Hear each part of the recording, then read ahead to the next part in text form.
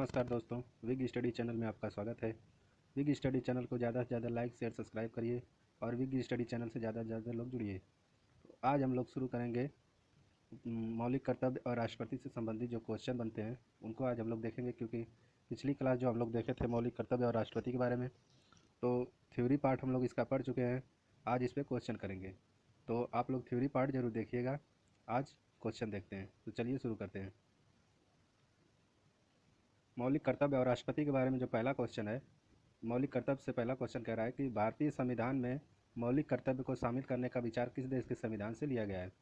Option A है America के संविधान से, ऑप्शन बी है सोवियत संघ के संविधान से, ऑप्शन सी है ब्रिटेन के संविधान से, ऑप्शन डी है आयरलैंड के संविधान से।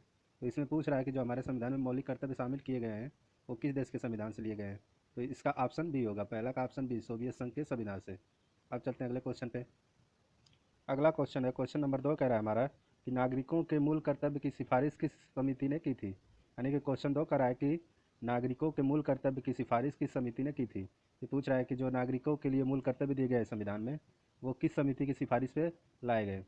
ऑप्शन ए है बलवंत राय मेहता समिति, ऑप्शन बी है जेबीपी समिति, ऑप्शन सी अशोक मेहता समिति और ऑप्शन डी है स्वर सिंह समिति। तो इसमें बताना है कि मूल कर्तव्य जो हमारे संविधान में शामिल किए गए हैं वो किस समिति की सिफारिश पे किए गए हैं। तो इसका होगा क्वेश्चन नंबर 2 का ऑप्शन होगा डी, स्वर सिंह समिति की सिफारिश पे जो है कि हमारे संविधान में मूल कर्तव्य जोड़े गए। क्वेश्चन पे जाने से पहले देख लेते हैं ये चारों ऑप्शन के बारे में। पहला जो ऑप्शन है कि कह रहा है कि बलवंत राय मेहता समिति, ये समिति जो थी पंचायती राज से संबंधित थी, जिसने बताया था कि हमारा पंचायत जो होगी त्रिस्तरीय पंचायत बनाने की सिफारिश की थी। दूसरा जो है जेबीपी समिति, इसमें है कि जवाहरलाल नेहरू, सरदार वल्लभ भाई पटेल और पट्टाभी सीतारमैया, ये जो समिति से संबंधित थी, इसमें राज्यों के गठन से संबंधित जो ये समिति थी जेबीपी समिति। ऑप्शन सी है जो अशोक मेहता समिति, ये भी पंचायती राज से संबंधित समिति है, जिसने बताया था कि दो स्तर पे हमारी पंचायत होनी चाहिए। और स्वर सिंह समिति जो है थी मूल कर्तव्य से संबंधित थी। तो चलते हैं अगले क्वेश्चन पे। अगला क्वेश्चन जो हमारा क्वेश्चन नंबर 3 कह रहा है कि निम्नलिखित में से किस वर्ष संविधान में मूल कर्तव्य को स्थापित किया गया है। क्वेश्चन नंबर 3 कह रहा है कि संविधान में जो हमारे मूल कर्तव्य डाले गए हैं वो किस सन में डाले गए, यानी किस सन में जो हमारे संविधान में मूल कर्तव्य जोड़े गए। ऑप्शन ए कह रहा है 1976 में, ऑप्शन बी कह रहा है 1957 में, ऑप्शन सी कह रहा है 1978 में, ऑप्शन डी कह रहा है 1977 में। तो ये पूछ रहा है कि किस सन में जो है कि हमारे संविधान में मौलिक कर्तव्य जोड़े गए। तो इसका होगा ऑप्शन होगा इसका 1976 में, ऑप्शन ए जो है कि तीसरा को होगा ऑप्शन ए, जो हमारे संविधान में मौलिक कर्तव्य जोड़े गए वो 1976 में जोड़े गए। अब चलते हैं अगले क्वेश्चन पे। अगला क्वेश्चन जो हमारा क्वेश्चन नंबर 4 का है कि मौलिक कर्तव्यों को निर्धारित किया गया, मतलब जो मौलिक कर्तव्य हमारे जोड़े गए उसकी वो जो है किस संविधान संशोधन द्वारा जोड़े गए। ऑप्शन ए का है 44वें संविधान संशोधन, ऑप्शन बी का है 42वें संविधान संशोधन, ऑप्शन सी का है 52वें संविधान संशोधन, ऑप्शन डी का है 73वें संविधान संशोधन। तो इसमें पूछ रहा है कि संविधान संशोधन द्वारा हमारे संविधान में मौलिक कर्तव्य जोड़े गए। तो ये था हमारा जोड़ा गया जो था चौथा का होगा बी, 42वें संविधान संशोधन द्वारा जो है कि 1976 में हमारे संविधान में जो है कि मौलिक कर्तव्य जोड़े गए। तो क्वेश्चन नंबर चौथा का ऑप्शन होगा बी। और इन सब के बारे में देख लेते हैं। 44वां संविधान संशोधन जो हुआ था वो हमारा संशोधन 44वां संविधान संशोधन हुआ था वो 1978 में, हमारा जो हुआ था 1978 में, जिसमें जो है कि हमारे संविधान में जो आपातकाल से संबंधित जो अनुच्छेद दिया गया है 352, जिसमें पहले था कि आंतरिक विद्रोह जो था उस शब्द को हटा के सशस्त्र विद्रोह कर दिया गया। ये 44वें संविधान संशोधन 1978 में। और देखते हैं 42वां जो होगा मौलिक कर्तव्य से 52वां संविधान संशोधन, देखते हैं किससे संबंधित था। तो 52वां संविधान संशोधन जो हुआ था हमारा 1985 में हुआ था, जिसमें दल बदल कानून जोड़ा गया था। 73वां संविधान संशोधन जो हुआ था हमारा पंचायती राज से संबंधित था, जिसमें 11वीं अनुसूची को शामिल किया गया था 73वें संविधान संशोधन 1992 में। अब चलते हैं अगले क्वेश्चन पे। अगला क्वेश्चन जो हमारा क्वेश्चन नंबर 5 का रहा है 76 में 42वें संविधान संशोधन द्वारा संविधान में नागरिकों के लिए जो मौलिक कर्तव्य निश्चित किए गए वो कितने थे। यानी कि जब हमारा संविधान में 42वें संविधान संशोधन में मौलिक कर्तव्य जोड़े गए तो उस समय हमारे संविधान में मौलिक कर्तव्य कितने थे। ऑप्शन ए का रहा है 12, ऑप्शन बी का रहा है 9, ऑप्शन सी का रहा है 10, ऑप्शन डी का रहा है 11। तो इसका होगा ऑप्शन सी, 10 मौलिक कर्तव्य थे। क्वेश्चन नंबर 5 का आंसर होगा ऑप्शन सी, यानी कि 10 मौलिक कर्तव्य थे। अब चलते हैं अगले क्वेश्चन पे। अगला क्वेश्चन जो हमारा क्वेश्चन नंबर 6 का रहा है कि संविधान के किस भाग में मूल कर्तव्य के अध्याय को जोड़ा गया। यानी कि जो मूल कर्तव्य हमारे जोड़े गए वो किस भाग में जोड़े गए। ऑप्शन ए का रहा है भाग 3 में, ऑप्शन बी का रहा है भाग 4A में, ऑप्शन बी का रहा है भाग 4 में, ऑप्शन सी का रहा है भाग 4 में, ऑप्शन डी का रहा है भाग 5 में। तो इसमें पूछ रहा है कि जो हमारे संविधान में मूल कर्तव्य जोड़े गए वो संविधान के किस भाग में जोड़े गए। तो इसका आंसर होगा ऑप्शन बी, 4A में जोड़े गए, यानी कि 4A या 4 क, 4 क इसमें जो है कि मूल कर्तव्य हमारे जोड़े गए। अब चलते हैं अगले क्वेश्चन पे। अगला क्वेश्चन जो हमारा है क्वेश्चन नंबर 7 कह रहा है कि भारतीय संविधान के किस अनुच्छेद में मौलिक कर्तव्य की चर्चा की गई है। ऑप्शन ए का रहा अनुच्छेद 51 में, ऑप्शन बी का रहा अनुच्छेद 50 में, ऑप्शन सी का रहा अनुच्छेद 51 क में, ऑप्शन डी का रहा अनुच्छेद 41 में। तो ये पूछ रहा है कि हमारे संविधान में जो है कि मौलिक कर्तव्य की चर्चा की गई है किस अनुच्छेद में की गई है। तो इसका होगा क्वेश्चन नंबर सी का आंसर होगा, क्वेश्चन नंबर 7 का आंसर होगा ऑप्शन सी, अनुच्छेद 51 क में जोड़ा गया है। अब चलते हैं अगले क्वेश्चन पे। क्वेश्चन नंबर 8 कह रहा है कि वर्तमान में संविधान में कुल कितने मौलिक कर्तव्य का उल्लेख है। यानी कि कह रहा है क्वेश्चन नंबर 8 कि वर्तमान में जो है हमारे संविधान में कितने मूल कर्तव्य हैं। ऑप्शन ए कह रहा है 10, ऑप्शन बी कह रहा है 12, ऑप्शन सी कह रहा है 11, ऑप्शन डी कह रहा है 9। यानी कि ये पूछ रहा है कि हमारे संविधान में वर्तमान में कितने मौलिक कर्तव्य हैं। तो हमारे संविधान में वर्तमान में मौलिक कर्तव्य 11 गए हैं। जब जोड़े गए तो 10 थे, अब जो है कि वर्तमान में 11 कर्तव्य हैं। मौलिक कर्तव्य हमारे जो है 11 है। क्वेश्चन नंबर 8वां का ऑप्शन होगा सी, 11वां जो कि मौलिक कर्तव्य जोड़ा गया है वो 86वें संविधान संशोधन 2002 द्वारा, जिसमें 6 वर्ष से 14 वर्ष तक के बच्चों को शिक्षा से संबंधित है। अब चलते हैं अगले क्वेश्चन पे। अगला क्वेश्चन जो हमारा है क्वेश्चन नंबर 9 का रहा है कि संविधान में उल्लेखित मौलिक कर्तव्य किसके लिए हैं। ऑप्शन ए का रहा है सभी व्यक्तियों के लिए, ऑप्शन बी का रहा है सभी नागरिकों के लिए, ऑप्शन सी का रहा है केवल गैर नागरिकों के लिए, ऑप्शन डी का रहा है केंद्रीय व राज्य के कर्मचारियों के लिए। ये पूछ रहा है कि क्वेश्चन नंबर 9 कि हमारे जो संविधान में मौलिक कर्तव्य जोड़े गए हैं वो किसके लिए हैं। तो इसका होगा क्वेश्चन नंबर 9 का ऑप्शन बी, सभी नागरिकों के लिए है। अब चलते हैं अगले क्वेश्चन पे। अगला क्वेश्चन जो हमारा है क्वेश्चन नंबर 10 कह रहा है कि संघ की कार्यपालिका शक्ति राष्ट्रपति में निहित होती है, यह किस अनुच्छेद में वर्णित है। यानी कि ये कह रहा है कि संघ की जो कार्यपालिका शक्ति होती है वो राष्ट्रपति में निहित है, वो किस अनुच्छेद में बताया गया है। ऑप्शन ए का रहा है 52वें अनुच्छेद में, ऑप्शन बी का रहा है 53 अनुच्छेद में, ऑप्शन सी का रहा है कि 54 अनुच्छेद में, ऑप्शन डी का रहा है कि 55 अनुच्छेद में। यानी कि ये पूछ रहा है कि किस अनुच्छेद में जो है कि राष्ट्रपति की जो कार्यपालिका शक्ति राष्ट्रपति में निहित ही बताया गया है। तो इसका होगा आंसर, क्वेश्चन नंबर 10 का आंसर होगा ऑप्शन बी, यानी कि अनुच्छेद 53 में कहा गया कि संघ की कार्यपालिका की शक्ति जो होगी राष्ट्रपति में निहित होगी। अब चलते हैं अगले क्वेश्चन पे। अगला क्वेश्चन जो हमारा क्वेश्चन नंबर 11 का रहा है कि निम्न में से कौन भारत के राष्ट्रपति के निर्वाचन हेतु निर्वाचक गण में सम्मिलित नहीं है। ये कह रहा है कि जो है कि हमारे संविधान ये कह रहा है कि राष्ट्रपति का जो निर्वाचन होता है इसमें कौन कौन शामिल होते हैं निर्वाचन में, जो कि कौन कौन से लोग मत देते हैं कौन नहीं देते हैं। यानी कि ये पूछ रहा है कि कौन जो है कि राष्ट्रपति निर्वाचक गण में शामिल नहीं होते हैं। तो ऑप्शन ए कह रहा है कि लोकसभा के निर्वाचित सदस्य, ऑप्शन बी कह रहा है राज्यसभा के निर्वाचित सदस्य, ऑप्शन सी कह रहा है कि राज्यों की विधानसभाओं के निर्वाचित सदस्य, ऑप्शन डी कह रहा है राज्य की विधान परिषदों के निर्वाचित सदस्य। इसमें कह रहा है कि कौन जो है कि राष्ट्रपति के निर्वाचन गण में शामिल नहीं होते हैं। तो इसका होगा क्वेश्चन नंबर 11 का आंसर होगा ऑप्शन डी, राज्य की विधान परिषदों के जो निर्वाचित सदस्य होता है यानी MLC जो होते हैं वो जो है कि राष्ट्रपति के निर्वाचन में भाग नहीं लेते हैं। और जो है कि लोकसभा के निर्वाचित सदस्य भाग लेते हैं, राज्यसभा के निर्वाचित सदस्य भी भाग लेते हैं, राज्यों की विधानसभाओं के निर्वाचित सदस्य यानी MLA जो है कि भाग लेते हैं, MP भाग लेते हैं। लेकिन इसमें एक बात है कि मनोनीत जो सदस्य होते हैं वो जो कि राष्ट्रपति के निर्वाचन में भाग नहीं लेते हैं, जो है कि निर्वाचित जो सदस्य होते हैं वही राष्ट्रपति के निर्वाचन में भाग लेते हैं। तो इसका क्वेश्चन नंबर 11 का आंसर होगा डी। अब चलते हैं अगले क्वेश्चन पे। अगला क्वेश्चन जो हमारा क्वेश्चन नंबर 12 कह रहा है कि राष्ट्रपति 5 वर्ष तक अपने पद पर रहता है। ऑप्शन ए कह रहा है अपने निर्वाचन की तारीख से, ऑप्शन बी कह रहा है संसद द्वारा निर्धारित तिथि से, ऑप्शन सी कह रहा है अपने पद ग्रहण के दिन से, ऑप्शन डी कह रहा है निर्वाचन आयोग द्वारा घोषित तिथि से। तो क्वेश्चन नंबर 12 पूछ रहा है कि राष्ट्रपति जो 5 वर्ष तक अपने पद पर रहता है वो कितने समय से रहता है। यानी कि निर्वाचन की तारीख जब उसका चुनाव हुआ उस दिन से, और ऑप्शन बी कह रहा है क्या संसद द्वारा कोई निर्धारित तिथि होती है जो उस दिन से, ऑप्शन सी कह रहा है अपने पद ग्रहण करने के दिन से, और ऑप्शन डी कह रहा है निर्वाचन आयोग द्वारा कोई निर्धारित तिथि जो की गई हो उससे।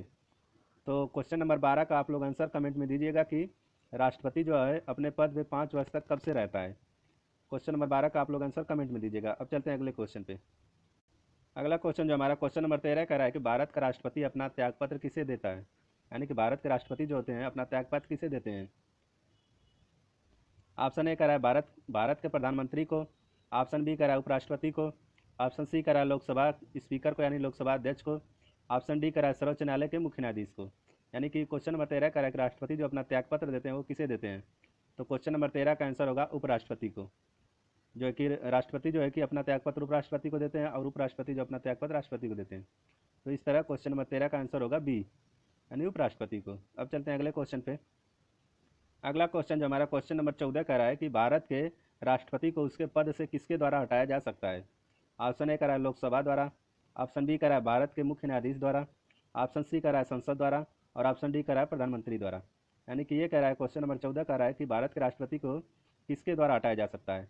तो ऑप्शन इसका होगा क्वेश्चन नंबर 14 का ऑप्शन होगा सी सही होगा, यानी संसद द्वारा महाभियोग चला के जो है कि राष्ट्रपति को हटाया जा सकता है। अब चलते हैं अगले क्वेश्चन पे। अगला क्वेश्चन जो हमारा क्वेश्चन नंबर 15 कह रहा है कि राष्ट्रपति को पद एवं गोपनीयता की शपथ कौन दिलाता है, यानी कि शपथ ग्रहण जो होता है राष्ट्रपति का, वो शपथ ग्रहण राष्ट्रपति को कौन दिलाता है। ऑप्शन ए कह रहा है प्रधानमंत्री, ऑप्शन बी कह रहा है उपराष्ट्रपति, ऑप्शन सी में जो है कि गलती प्रिंट हो गया तो उच्च न्यायालय, यहाँ होगा उच्चतम न्यायालय के मुख्य न्यायाधीश, ऑप्शन डी कह रहा है लोकसभा अध्यक्ष। तो ये कुछ पूछ रहा है, क्वेश्चन नंबर 15 पूछ रहा है कि राष्ट्रपति को जो है पद एवं गोपनीयता की शपथ कौन दिलाता है। तो क्वेश्चन नंबर 15 का आंसर होगा ऑप्शन सी, उच्चतम न्यायालय के मुख्य न्यायाधीश जो होते हैं वही राष्ट्रपति को शपथ ग्रहण दिलाते हैं। अब चलते हैं अगले क्वेश्चन पे। अगला क्वेश्चन जो हमारा क्वेश्चन नंबर 16 कह रहा है कि भारत के राष्ट्रपति को महाभियोग द्वारा हटाने की प्रक्रिया जो है निम्न में से किस अनुच्छेद में वर्णित है। ऑप्शन ए कह रहा है अनुच्छेद 52 में, ऑप्शन बी कह रहा है अनुच्छेद 61 में, ऑप्शन सी कह रहा है अनुच्छेद 62 में, ऑप्शन डी कह रहा है अनुच्छेद 71 में। तो ये पूछ रहा है, क्वेश्चन नंबर 16 पूछ रहा है कि राष्ट्रपति पर जो महाभियोग चला जाता है संसद द्वारा जो महाभियोग चला जाता है वो किस अनुच्छेद में दिया गया है। तो इसका आंसर होगा, क्वेश्चन नंबर 16 का आंसर होगा ऑप्शन बी, यानी कि अनुच्छेद 61 में जो है कि राष्ट्रपति पे जो है कि महाभियोग से संबंधित प्रक्रिया को दिया गया है अनुच्छेद 61 में। अब चलते हैं अगले क्वेश्चन पे। अगला क्वेश्चन जो हमारा क्वेश्चन नंबर 17 का रहा है कि भारत के राष्ट्रपति पर महाभियोग चलाने के लिए कम से कम कितने दिन पूर्व जो है कि राष्ट्रपति को सूचना देनी होती है। यानी क्वेश्चन 17 का रहा है कि भारत के राष्ट्रपति पर महाभियोग चलाने से पहले कम से कम कितने दिन पूर्व जो है कि राष्ट्रपति को सूचना देनी होती है, यानी कि राष्ट्रपति को सूचित करना होता है। ऑप्शन ए कह रहा है 15 दिन पूर्व, ऑप्शन बी कह रहा है 14 दिन पूर्व, ऑप्शन सी कह रहा है 30 दिन पूर्व, ऑप्शन डी कह रहा है 6 माह पूर्व। यानी कि पूछ रहा है कि राष्ट्रपति को महाभियोग जब राष्ट्रपति पे चलाया जाता है तो कितने दिन पहले उन्हें सूचित करना होता है। तो इसका आंसर होगा, क्वेश्चन नंबर 17 का आंसर होगा ऑप्शन बी, यानी 14 दिन पूर्व जो है कि 14 दिन पहले जो है कि राष्ट्रपति को सूचित करना होता है महाभियोग चलाने से पहले। अब चलते हैं अगले क्वेश्चन पे। क्वेश्चन नंबर 18 का रहा है कि निम्नलिखित में से कौन भारत के राष्ट्रपति के निर्वाचक गण का तो भाग हैं परंतु महाभियोग का भाग नहीं है। यानी कि जो है कि पूछ रहा है कि कौन जो होता है जो कि राष्ट्रपति के निर्वाचन में शामिल होते हैं लेकिन महाभियोग की प्रक्रिया जब चलाई जाती है तो उसमें शामिल नहीं होते हैं। ऑप्शन ए कह रहा है कि राज्यों की विधानसभाएं, ऑप्शन बी कह रहा है लोकसभा, ऑप्शन सी कह रहा है राज्यसभा, ऑप्शन डी कह रहा है राज्य की विधान परिषदें। तो क्वेश्चन नंबर डी में जो है कि राज्यों की विधान परिषदें, तो ऑप्शन जो डी दिया है राज्यों की विधान परिषदें, ये तो निर्वाचन गण में शामिल ही नहीं होती है, तो ऑप्शन डी तो इसी तरह कट गया। ऑप्शन ए कह रहा है कि राज्यों की विधानसभा ये शामिल होती है, ऑप्शन बी कह रहा है लोकसभा ये भी शामिल होती है, ऑप्शन सी कह रहा है राज्यसभा ये भी शामिल होती है, लेकिन राज्यों की विधानसभाओं के जो होते हैं एमएलए जो होते हैं राष्ट्रपति के महाभियोग प्रक्रिया में शामिल नहीं होते हैं। तो क्वेश्चन नंबर 18 का होगा ऑप्शन ए। अब चलते हैं अगले क्वेश्चन पे। अगला क्वेश्चन जो हमारा क्वेश्चन नंबर 19 कह रहा है कि पदासीन राष्ट्रपति की पदा अवधि की समाप्ति से भिन्न किसी कारण से उत्पन्न होने वाली रिक्ति की दशा में रिक्ति भरने के लिए निर्वाचन अवश्य हो जाना चाहिए। क्वेश्चन नंबर 19 कह रहा है कि राष्ट्रपति का पद जो कि किसी कारणवश अगर खाली हो गया है तो कितने दिन के अंदर जो है कि राष्ट्रपति का पद भर देना चाहिए। यानी कि निर्वाचन करके राष्ट्रपति के पद को कितने दिन के अंदर जो है कि भर देना चाहिए। यानी कि कितने दिन के अंदर जो है कि राष्ट्रपति का पद अगर खाली हो रहा है तो उसे भर देना चाहिए, यानी निर्वाचन हो जाना चाहिए। ऑप्शन ए कह रहा है कि रिक्ति होने की तिथि से 6 माह के भीतर, ऑप्शन बी कह रहा है रिक्ति की तिथि से 1 वर्ष बाद, ऑप्शन सी कह रहा है कि रिक्ति की तिथि से 9 माह बाद, ऑप्शन डी कह रहा है इनमें से कोई नहीं। यानी कि ऑप्शन ए कह रहा है कि रिक्ति होने की तिथि से 6 माह के भीतर, यानी राष्ट्रपति का पद अगर खाली हो रहा है तो उसके 6 महीने के अंदर भर देना चाहिए। ऑप्शन बी कह रहा है कि रिक्ति के यानी खाली होने के पद के खाली होने से 1 वर्ष बाद भरना चाहिए। ऑप्शन सी कह रहा है रिक्ति की तिथि से 9 माह बाद भरना चाहिए। ऑप्शन डी करा इनमें से कोई नहीं। तो इसका आंसर होगा कि रिक्ति होने की तिथि से 6 माह के भीतर जो है यानी 6 महीने के भीतर जो है कि राष्ट्रपति का पद भर देना चाहिए, यानी कि निर्वाचन हो जाना चाहिए नए राष्ट्रपति का। तो क्वेश्चन नंबर 19 का आंसर होगा ऑप्शन ए। अब चलते हैं अगले क्वेश्चन पे। अगला क्वेश्चन जो हमारा है क्वेश्चन नंबर 20 कह रहा है कि अनुच्छेद 108 के अंतर्गत लोकसभा और राज्यसभा की संयुक्त बैठक आयोजित की जाती है, यानी कि ये कह रहा है कि अनुच्छेद 108 के अंतर्गत जो है कि लोकसभा और राज्यसभा की जो है कि संयुक्त यानी एक साथ जो बैठक आयोजित की जाती है वो बैठक कौन बुलाता है, यानी किसके द्वारा आयोजित की जाती है। ऑप्शन ए कह रहा है कि राष्ट्रपति द्वारा, ऑप्शन बी कह रहा है प्रधानमंत्री द्वारा, ऑप्शन सी कह रहा है लोकसभा अध्यक्ष द्वारा, ऑप्शन डी कह रहा है राज्यसभा के सभापति द्वारा। यानी कि ये कह रहा है कि संयुक्त बैठक जो हो रही राज्यसभा और लोकसभा की उसको कौन बुलाता है। तो ऑप्शन ए जो है कि राष्ट्रपति द्वारा। तो क्वेश्चन नंबर 20 का जो आंसर होगा राष्ट्रपति द्वारा जो है कि लोकसभा और राज्यसभा की संयुक्त बैठक बुलाई जाती है। तो इसका आंसर होगा ऑप्शन ए। और इसकी अध्यक्षता जो होती है एक संयुक्त बैठक की जो अध्यक्षता जो करता है वो लोकसभा अध्यक्ष करता है। तो इस तरह क्वेश्चन नंबर 20 का आंसर होगा ऑप्शन ए। अब चलते हैं अगले क्वेश्चन पे। अगला क्वेश्चन जो हमारा क्वेश्चन नंबर 21 कह रहा है कि भारतीय संविधान के निम्न में से किस एक संशोधन द्वारा राष्ट्रपति को कोई भी मामला मंत्रिपरिषद द्वारा पुनर्विचार के लिए वापस भेजने का अधिकार दिया गया है। यानी कि कह रहा है कि संविधान के किस संशोधन द्वारा जो है कि राष्ट्रपति को यह अधिकार मिला कि मंत्रिमंडल अध्यादेश जो है कि मंत्रिमंडल के पास जो है कि पुनर्विचार के लिए भेज सकता है, यानी वापस भेज सकता है। तो क्वेश्चन नंबर 21 का ऑप्शन है, ऑप्शन ए कह रहा है 39वें संविधान संशोधन, ऑप्शन बी कह रहा है कि 40वें संविधान संशोधन, ऑप्शन सी कह रहा है 42वें संविधान संशोधन और ऑप्शन डी कह रहा है 44वें संविधान संशोधन। का आंसर होगा 44वें संविधान संशोधन द्वारा जो है कि राष्ट्रपति को जो है कि यह अधिकार मिला कि राष्ट्रपति जो है कि कोई भी मामला हो मंत्रिपरिषद द्वारा जिसे पुनर्विचार के लिए वापस भेज सकता है। यानी 44वें संविधान संशोधन 1978 द्वारा जो है कि ये बताया गया कि राष्ट्रपति जो है कि मंत्रिपरिषद द्वारा कोई भी मामला होगा, कोई भी मामला जो है कि मंत्रिपरिषद का होगा जिसे वापस पुनर्विचार के लिए भेज सकता है। 44वें संविधान संशोधन 1978 द्वारा ये जोड़ा गया। अब चलते हैं अगले क्वेश्चन पे। अगला क्वेश्चन जो हमारा क्वेश्चन नंबर 22 कह रहा है कि संविधान के किस अनुच्छेद के अंतर्गत भारत के राष्ट्रपति को अध्यादेश जारी करने की शक्ति दी गई। ऑप्शन ए कह रहा है कि अनुच्छेद 112 के तहत, ऑप्शन बी कह रहा है अनुच्छेद 113 के तहत, ऑप्शन सी कह रहा है अनुच्छेद 122 के तहत, ऑप्शन डी कह रहा है अनुच्छेद 123 के तहत।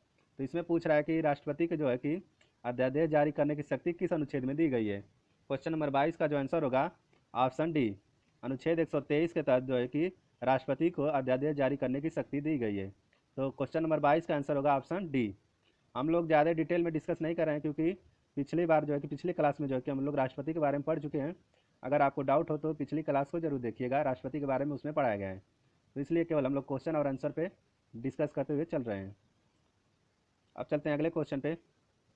अगला क्वेश्चन जो हमारा क्वेश्चन नंबर 23 कह रहा है कि एक राष्ट्रपति द्वारा जारी अध्यादेश कब तक लागू रह सकता है। यानी राष्ट्रपति जो है कि अगर कोई अध्यादेश जारी कर दिया है तो वो कितने समय तक लागू रह सकता है।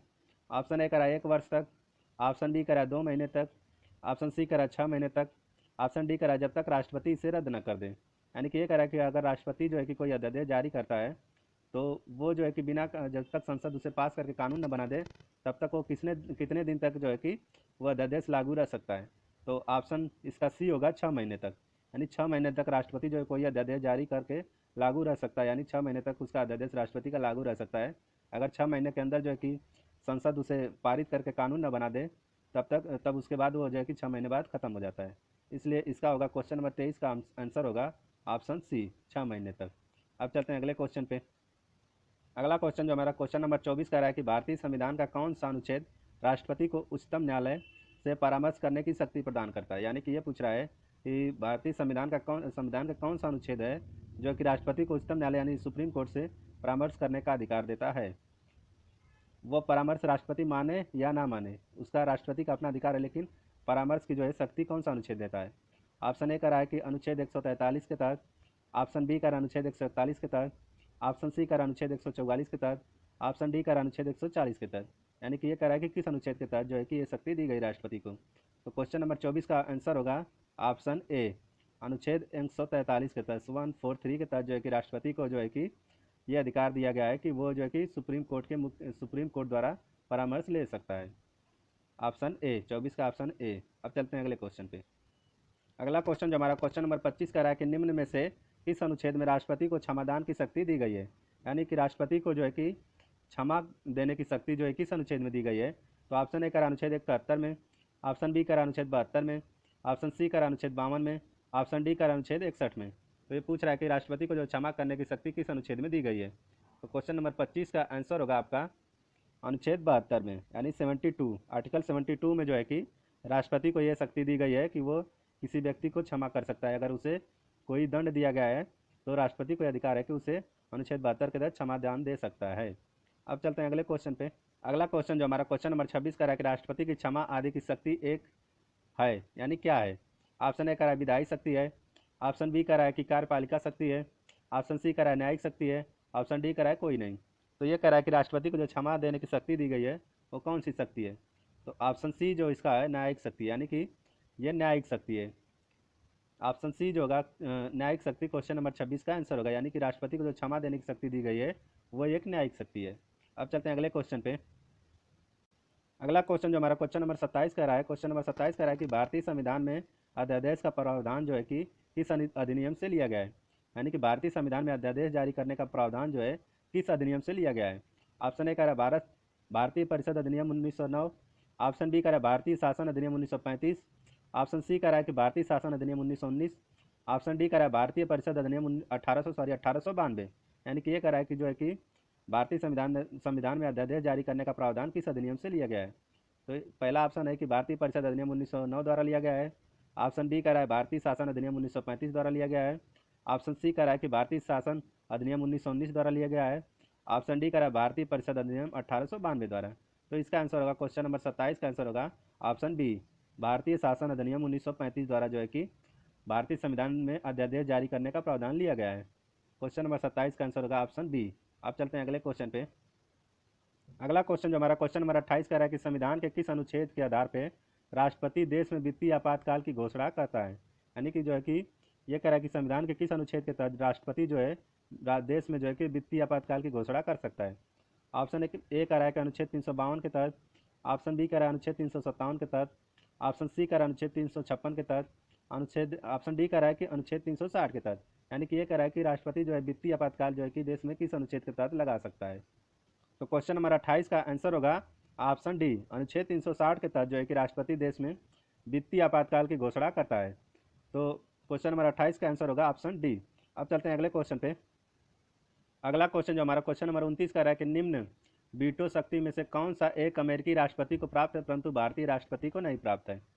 ऑप्शन ए का रहा है अत्यानिक वीटो यानी एब्सोल्यूट वीटो, ऑप्शन बी का रहा है विशेषित वीटो यानी क्वालिफाइड वीटो, ऑप्शन बी का रहा है विशेषित वीटो यानी क्वालिफाइड वीटो, ऑप्शन सी का रहा है निलंबनकारी वीटो या सस्पेंसिव वीटो, ऑप्शन डी का रहा है पॉकेट वीटो। यानी कि ये पूछ रहा है कि कौन सा वीटो जो है कि अमेरिका के राष्ट्रपति को प्राप्त है लेकिन भारत के राष्ट्रपति को नहीं प्राप्त है। तो क्वेश्चन नंबर 29 का आंसर होगा ऑप्शन बी, यानी क्वालिफाइड वीटो जो होता है वो जो है कि अमेरिका के राष्ट्रपति को केवल प्राप्त है, जो कि भारत के राष्ट्रपति को क्वालिफाइड वीटो प्राप्त नहीं है। तो क्वेश्चन नंबर 29 का आंसर होगा ऑप्शन बी। ये सब वीटो के बारे में हम लोग पिछली क्लास में पढ़े हैं अच्छे से, तो पिछली क्लास आप लोग अगर वीटो के बारे में ना पता हो तो देख लीजिएगा। अब चलते हैं अगले क्वेश्चन पे। अगला क्वेश्चन जो हमारा क्वेश्चन नंबर 30 कह रहा है कि भारत के राष्ट्रपति के महाभियोग की प्रक्रिया कैसी है? यानी भारत के राष्ट्रपति पे जो है महाभियोग अगर चलाया जा रहा है तो कैसी प्रक्रिया है? ये कह रहा है ऑप्शन ए कह रहा है अर्धन्यायिक प्रक्रिया है, ऑप्शन बी कह रहा है कार्यपालिका प्रक्रिया है, ऑप्शन सी कह रहा है न्यायिक प्रक्रिया है, ऑप्शन डी कह रहा है विधायी प्रक्रिया है। यानी कि कह रहा है कि राष्ट्रपति में महाभियोग चलाई जाने वाली प्रक्रिया कैसी है? तो वो जो है ऑप्शन ए जो है कह रहा है कि अर्धन्यायिक प्रक्रिया, यानी कि वो जो है कि अर्धन्यायिक प्रक्रिया है। क्वेश्चन नंबर 30 का आंसर होगा ऑप्शन ए। इस तरह हमारे 30 क्वेश्चन कंप्लीट हुए। हम लोग 30 क्वेश्चन आज कर लिए राष्ट्रपति और मौलिक अधिकार से संबंधित, राष्ट्रपति और मूल कर्तव्य से संबंधित हम लोग जो है कि 30 क्वेश्चन कंप्लीट किए। अगले क्लास में जो है कि अगला भाग जो है कि संसद का जो अगला पार्ट है उसके बारे में पढ़ेंगे। आप लोग चैनल को ज़्यादा से ज़्यादा लाइक शेयर सब्सक्राइब करिए। अगर आपको क्लास पसंद आ रही हो तो ज़्यादा से ज़्यादा लाइक करिए, अपने दोस्तों को ज़्यादा से ज़्यादा जोड़िए। क्लास में कोई डाउट हो या क्लास से संबंधित कोई भी शिकायत हो तो आप लोग कमेंट में ज़रूर कमेंट कीजिए कि हाँ इस पार्ट में या ऐसा कोई डाउट है। विग स्टडी चैनल को लाइक शेयर सब्सक्राइब करिए और विग स्टडी चैनल से जो है कि ज़्यादा से ज़्यादा लोग जुड़िए। और अगर क्लास का कोई डाउट हो या कोई गलती हुई हो या कोई दिक्कत हो तो क्लास का जो है कि उसके बारे में जो है कि आप लोग कमेंट में ज़रूर कमेंट कीजिए और उस पर जो है कि हम लोग देख के उसे सुधार करने का पूरा प्रयास करेंगे। अगर क्लास से संबंधित कोई भी आपको दिक्कत हो तो कमेंट में कमेंट कर दीजिएगा। तो इस तरह हम लोग आज जो है कि मूल कर्तव्य के और राष्ट्रपति के जो है कि 30 क्वेश्चन पढ़ लिए अगले क्लास में जो है कि अगला पार्ट हम लोग पहले पढ़ेंगे, फिर उस पर जो है क्वेश्चन करेंगे। तो इसलिए विग स्टडी चैनल को ज़्यादा से ज़्यादा लाइक शेयर सब्सक्राइब करिए और विग स्टडी चैनल से ज़्यादा लोग को जोड़िए। आपका बहुत बहुत धन्यवाद विग स्टडी चैनल से जुड़ने के लिए।